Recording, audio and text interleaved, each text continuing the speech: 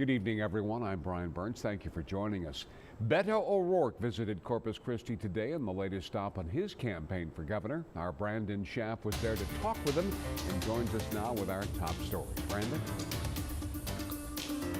Yeah, Brian, this isn't the first time that O'Rourke's visited the coastal bend, but with the 2022 elections coming up, this placed a large focus on getting everyone out to the polls. It's part of O'Rourke's statewide drive for a brighter Texas, which highlights the power outages that Texans faced during major winter storms back in 2021.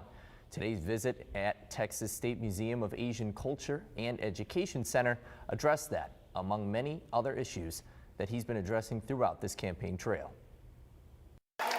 Democratic candidate for governor Beto O'Rourke visited Corpus Christi today, and his supporters showed up in big numbers.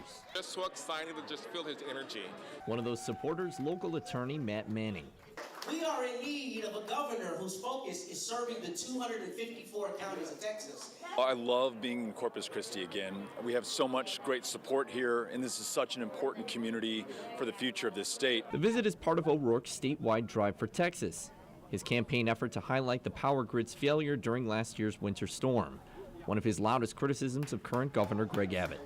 When I'm governor, I'm going to make sure that we winterize the gas supply, and I'm going to make sure that we have the law enforcement in place to never let this happen again. O'Rourke's speech focused on the power grid, but also stressed how he plans to give more Texans a voice from around the state. One of those voices, a longtime supporter, Terry Mills. People died. People energy bills went up to just over the top. We can't afford that. You have people making meager wages, and you can't afford medication, you can't afford food.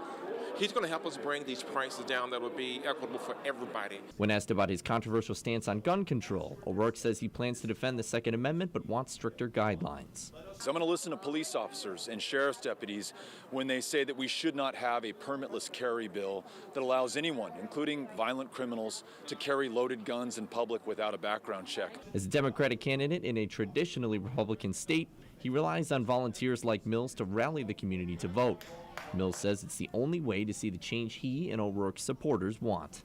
He has made a difference not just in my life, but the people that was here. And they will take this message to the highways and byways and says, let's vote, let's vote, let's vote. Let's knock on those doors. Let's make those phone calls, because that's what's going to make a change at the top.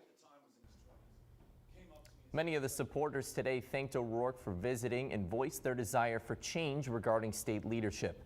They say voting is the best way to do that, and early voting begins on Monday. Brian, back to you.